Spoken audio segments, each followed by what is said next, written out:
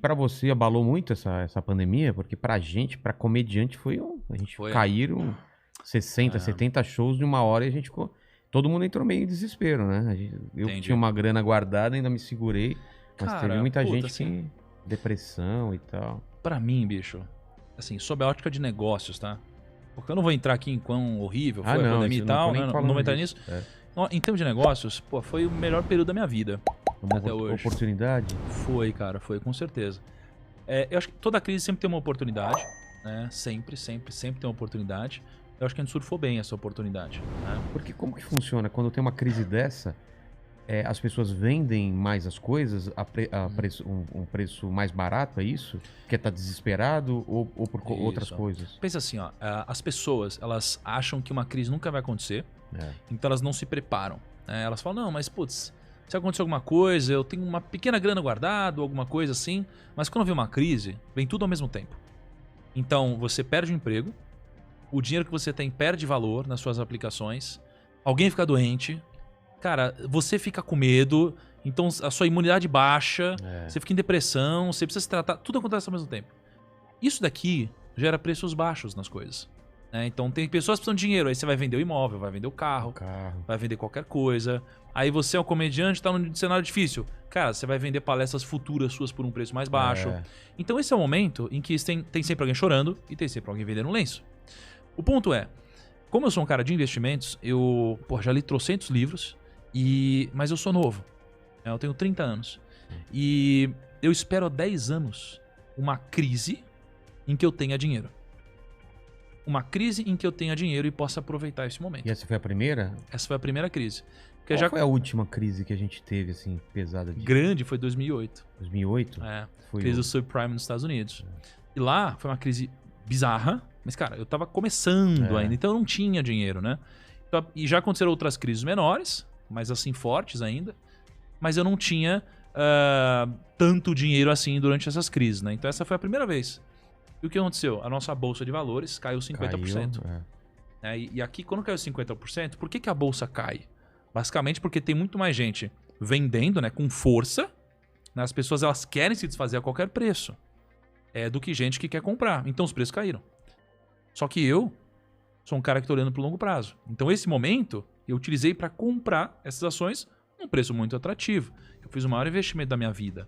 Mas meio sabendo o que iria subir de novo? Cara, ou na teoria tudo iria subir? Assim, eu não vou dizer que eu fiz sabendo, porque, assim, a crise, ela não é óbvia, né? Ela é uma crise porque realmente você fala, cara, será mesmo que vai voltar? Você não sabe. Mas em todas as literaturas do mundo é sempre assim. Compre quando tem sangue nas ruas, né? Compre ao som dos trovões, compre ao som dos canhões. Cara, foi o que eu fiz, né? E eu invisto publicamente, né? Eu tenho um quadro que chama Rumo ao Bilhão. Eu invisto todo mês. A gente deve estar lá com uma grana hoje, deve ter uns 19 milhões públicos, assim. Cara, foi a maior aposta da minha vida. Eu fiz publicamente, uma galera me criticando. Você falou então em que você investiu? Você já falou? Já. O que você investiu? Eu comprei uma série de ações. Devo ter comprado umas, 7 ações diferentes, né? Então imagina, eu comprei no momento em que todo mundo estava vendendo. Então todo mundo me criticou e falou, cara, você é burro, você vai perder dinheiro, você vai quebrar, você é louco, você fica lá. Fez o contrário do que... O contrário. Mas, cara, se a maioria das pessoas tem um resultado medíocre, você não quer fazer o que a maioria das pessoas fazem. Você quer fazer algo diferente. Exatamente. Né? Foi o que eu fiz. E as ações subiram, talvez algo em torno de 130%. Já recuperaram? Período de um ano. Exatamente, né? Então, assim, esse tipo de coisa aparece pontualmente. É coisa que aparece de 5 em 5 anos ou de 10 em 10 anos. E quando aparece, você precisa estar preparado para aproveitar. E você tava percebendo já esse movimento das empresas digitais, de quem faz venda digital, que isso ia... Ou só depois que aconteceu a pandemia mesmo que deu para sentir... Porque, Mercado Livre, tudo, cara, os caras ganharam muito, né? Ganharam muita grana. Eu fiquei viciado no Mercado Livre. Sabe, vício mesmo. Hoje... mesmo? Mas você negocia, compra e vende, assim? Não, só compro. Só compra? Para não sair de casa, eu compro tudo pelo Mercado Livre. Eu te entendo. Eu sou assim, com iFood, Rappi... Exatamente, iFood e tal. Eu fiquei viciado nessas compras. Porque antes a gente, vamos sair hoje e tal. E eu já gosto de ficar em casa, então assim, tudo... Moletones. Moletom, tudo vem pra cá, tudo vem até minha casa. Perfeito. Então, Você teve essa leitura já há um tempo? Cara, assim... Contar uma historinha aqui rápida. Eu acho que quando você tá falando de sucesso... Meu acabou já, hein? É? Quando você tá falando de sucesso, de você acertar o timing das coisas, eu acho que tem algumas coisas que você precisa ter em mente. Tá. Assim, você tem um primeiro grau de pensamento, né? O primeiro grau de pensamento é um pensamento medíocre. É o pensamento que a maioria das pessoas tem em relação às coisas, tá? Quando a pessoa tem um primeiro grau de pensamento, elas nunca vão atingir qualquer tipo de sucesso financeiro. O que é a mediocridade? É assim, você olha para uma Ferrari e você fala, esse carro é incrível, esse carro é muito bonito, esse carro é bacana, ele faz de 0 a 100 sei lá quantos segundos. Legal, esse é o primeiro grau de pensamento. Ah, tá. É uma coisa óbvia. É o que todo mundo pensa quando vê uma Ferrari, né?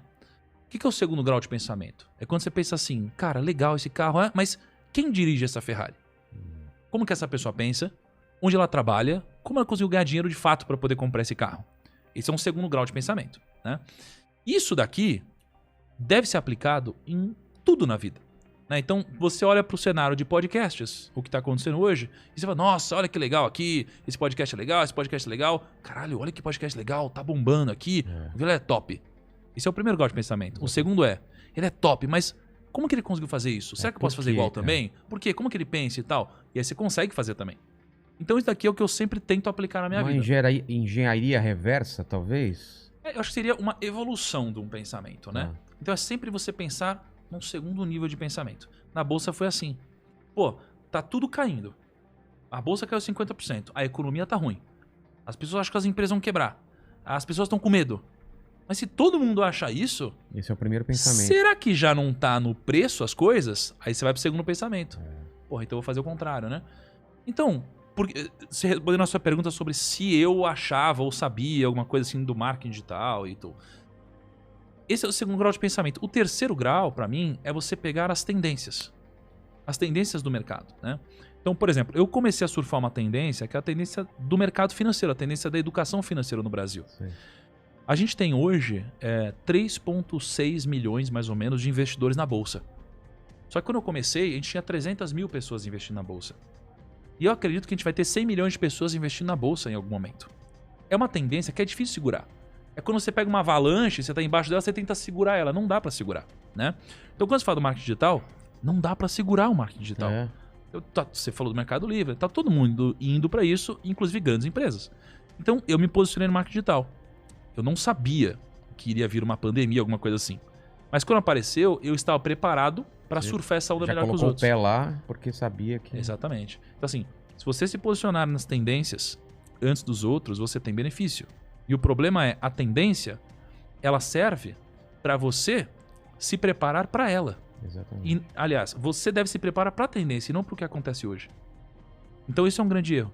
As tendências no Brasil hoje, elas são quase todas ligadas à tecnologia e trabalhos que vão envolver pensamentos, né?